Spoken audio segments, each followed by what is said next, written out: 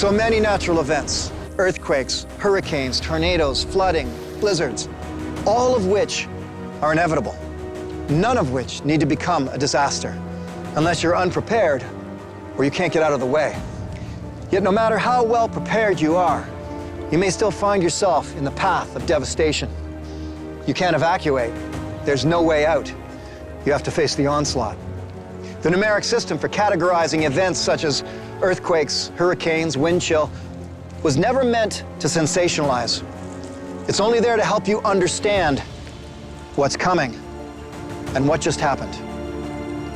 Hurricane Michael is now a Category 4 hurricane. This will be an unprecedented event for the Florida Panhandle.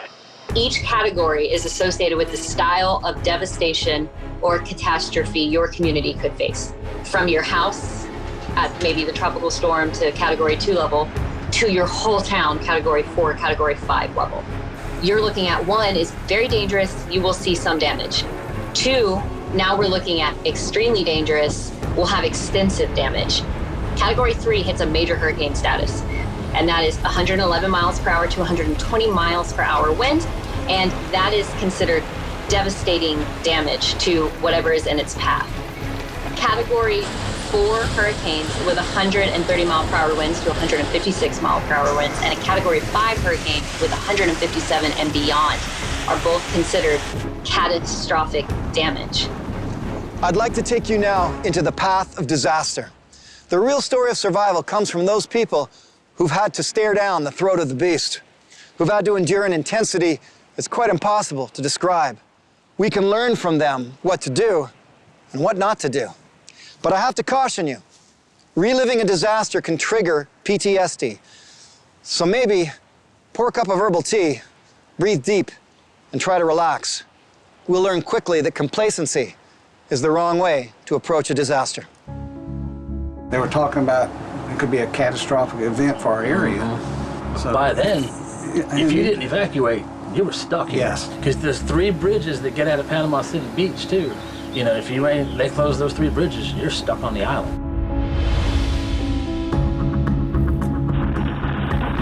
Oh, man, look at this. Here we go, folks. Buckle up, because we're in for a ride. Got dumpsters flying around over here. The bay is all the way up to here, which means the bay will be all the way up to Highway 98.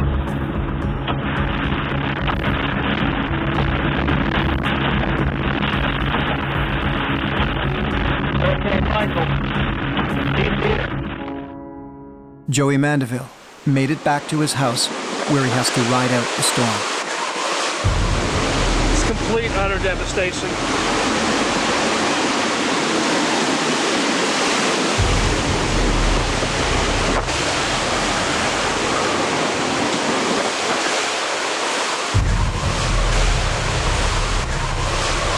That's a tornado. It's spinning. My ears are popping. We got debris flying all over the place, man. I can't believe I'm standing out in the middle of this. We have a busted window out right here. And as you can see outside, it's just nothing but absolute hell going on outside. Oh my God, I cannot see my neighbor's house right now. Look at this.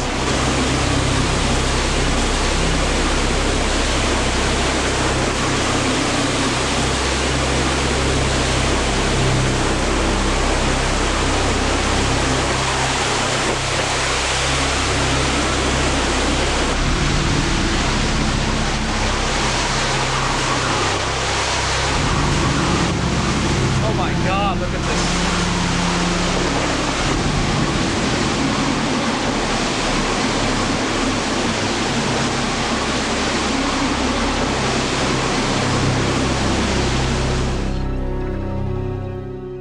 I heard many stories of people who have listened to weather forecasters cry wolf for years about the storm of the century, the big one, only to experience some wind and some rain.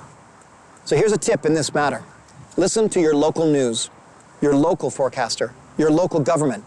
They only have your best interest in mind, and they know the same streets and roads that you do, and they're not prone to hyperbole. The anxiety comes from not knowing what you're up against. You're seeing the stuff on TV. Oh, we're going to have a little winter weather. We might get an inch or two, but nothing major. September 8th was a regular day. More water, more rain, more wind.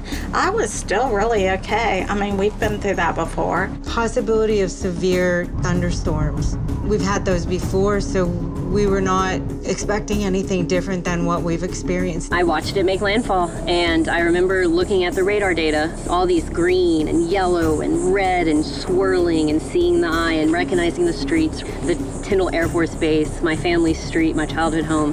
And I don't even know what causes a bomb cyclone, but it was a super cold blast of air. We woke up, we looked at the computer, it still looked like it was coming right at us. It was a Category 2. So all we did was we loaded up our ambulances, we made sure everything was running, we didn't have any flat tires, batteries were good. We woke up around 8 or 9 in the morning, it was already raining, and you could see the tide also rising. It came up above the seawall and started creeping up. I'm scared. I'm nervous. You couldn't see what was happening because you had no internet. You couldn't, you had no way to know about anything. I honestly wasn't even really tracking it online. That's how little I was worried about it. That's how complacent I was. And eventually we just decided there was nothing else we could do, closed the doors, and we got in the closet. And then all hell broke loose. Winds have really started picking up now. The sound was so loud that you couldn't even hear the stuff ripping off the house, like our back porch. It just, we don't even know where most of it went. Blew up. It and then the carport was peeled back like a can. Roar, the suction of your ears and the toilets being sucked in. We were yelling at each other to talk, to communicate. It was so, and it doesn't go, it just hours and hours and hours of that. All right, we're definitely in it now. It's got to be over 100 miles an hour. Yeah. Pretty much sustained. And next thing I know, I see our neighbor's tree over here, big, huge pine tree. It looks like the ground got so soft. It didn't even snap. It wasn't the fact that the wood snapped. It was the fact that the ground was so soft with the water that it just started tilting and just kept tilting. And next thing I know, it just falls on the corner of the house. And I just hear a big boom. All right, so tree came through the roof here. Obviously water damage. Big pine tree from the neighbor's yard came straight down up in there. Another big, huge gust. Everything, all the road runoff, the sewage, the ditches, everything. Any dead carcass is going up in the air. Like I'm here to protect the family, the daughter, the dogs, everything, and I was helpless. Knowledge should help calm you down, not scare you. You need information, especially during these types of events. Information is key for your survival. She was leaving, she said, Jane, come out. You've got to see this. I think you're in trouble. We had food for weeks, we had water for weeks, but we didn't know the rest of the story. And I start taking pictures. I'm being that idiot that's going around, oh, look at this, doing that. And then as it moved over where I knew my home was, I remember thinking, and I will never, ever forget it, am I watching my parents die live on radar?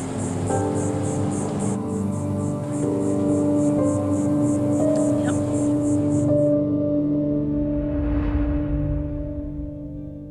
I remember looking at Lexi going, that's not a good sign, because there was nothing to lead us to believe we had anything to be concerned about, and we're already losing power.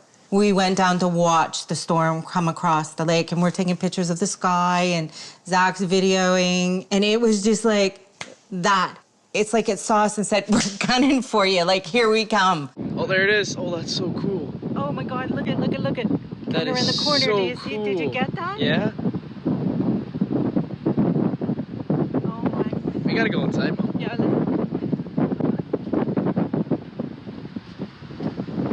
Mom's gone. Holy.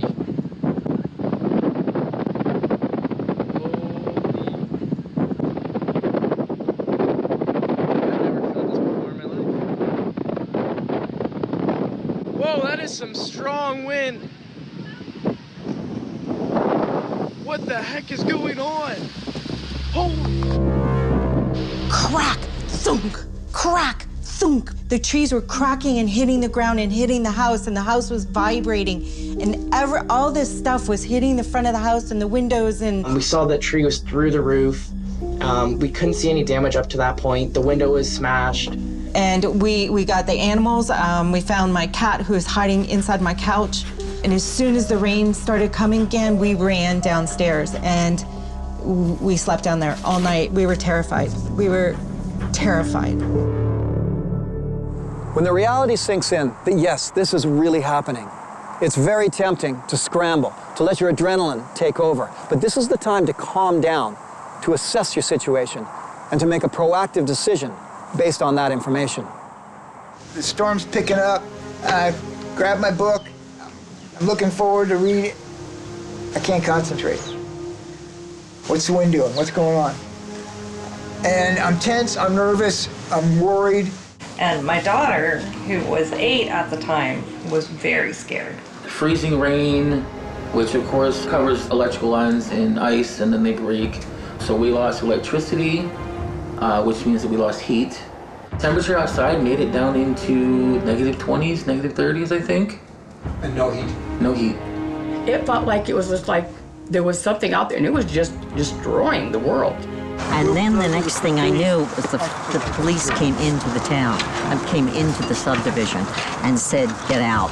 And then some of the other neighbors went door to door. The fire was behind us, there was smoke all over.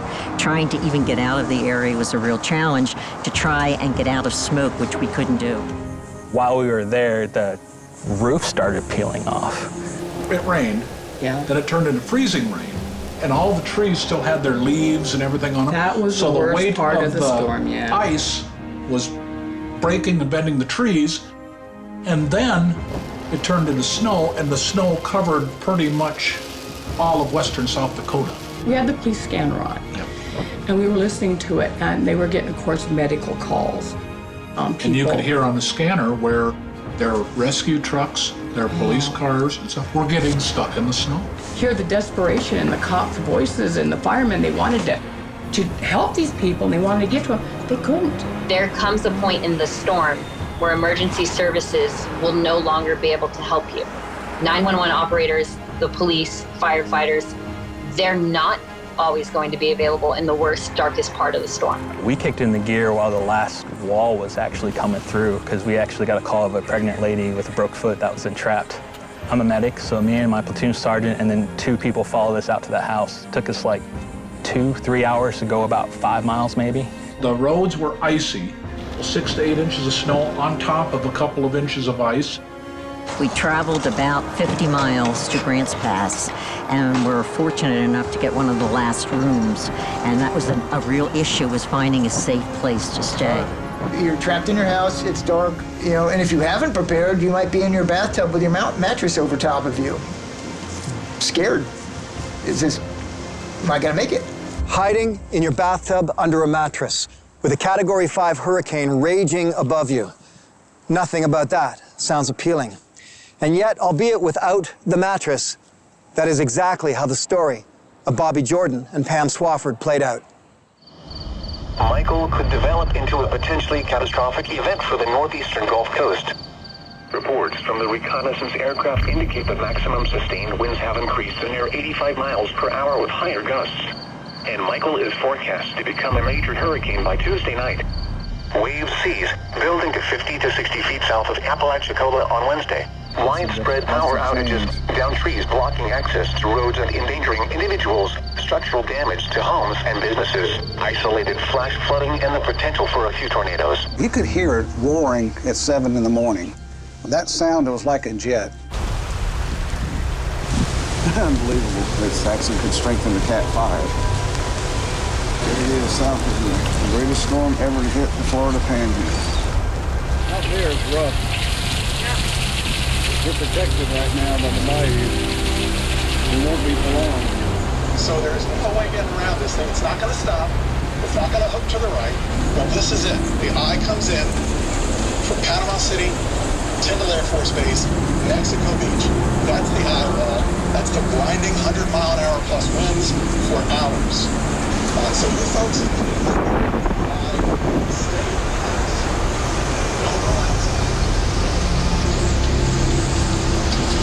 Careful, man, I'm telling you.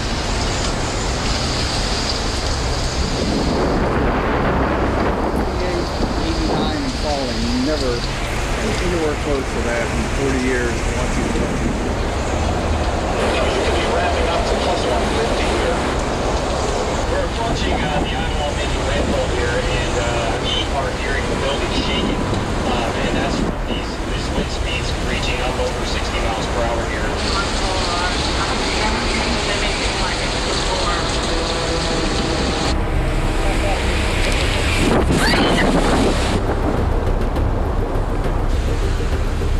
Just gotta watch something flying through here. Watch out, man. Get on. Window break. I'm in the kitchen.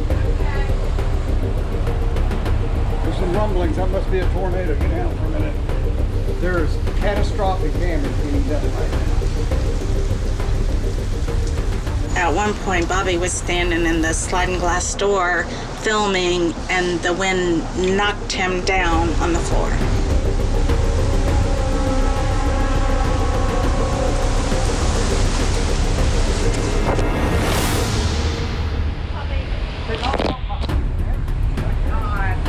At this point, Bobby and Pam take refuge in the last, safest place in the apartment, the bathroom. But directly above them, Teresa Sheffield and her friends are also hiding in the top floor bathroom. However, the entire roof of the apartment building is now being ripped off by the Category 5 winds, and they are exposed to the full force of the storm raging down upon them. Then the roof went off in one piece. The sheetrock from the ceiling in the bathroom fell on me. Spices were flying into the bathroom from the kitchen and those kind of things. And then constantly that wind, it wouldn't stop. You know, I thought, are we gonna have an eye? Is it gonna let us have a little break and we can figure out what's going on, maybe get downstairs to the laundry room? But no, we never had the eye. We figure what saved us was the trusses fell on top of the framing in the bathroom, so it stabilized the walls where we were enough to keep them up, because the walls all around us were gone. I was just tall enough to reach from the tub, and I laid down. The roof had already come off up top, and water was pouring down.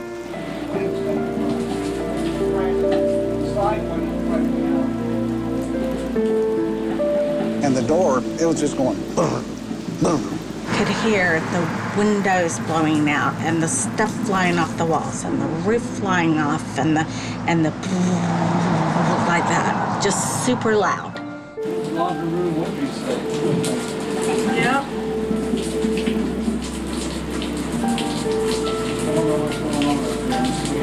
I am too. Bobby, don't open the door. I have been through a lot in my life, and I'm a 3-time cancer survivor, but I have never been through anything like that. Let's recap some basic information for surviving a disaster.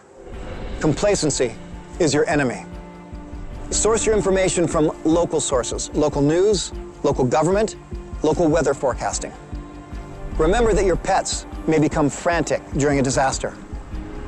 Remember that windows are places of danger. You may need to sacrifice that favorite mattress or blanket just to keep warm. If you haven't hunkered down in one room already, you will likely have to at some point, and the safest room in the house is often the bathroom, because building codes dictate that there are stronger walls and ceilings to house the plumbing. Emergency crews are dealing with the disaster too, and they have roads covered in drywall nails and glass to work around. They may not be able to get to you. Curiosity may be the motivation behind the action that gets you killed. Be careful about taking too many chances. Stay clear of anything that can fall on you or smash beside you, even if that means crawling under a table for protection. During the storm, I just think, most folks are just buckling down, just making sure that their family's safe, everyone's well. And after that, I think that's when all the, the economic issues come in, all the other concerns about, how do I get back to work? My job was destroyed, potentially. When we return, how do we recover from a disaster?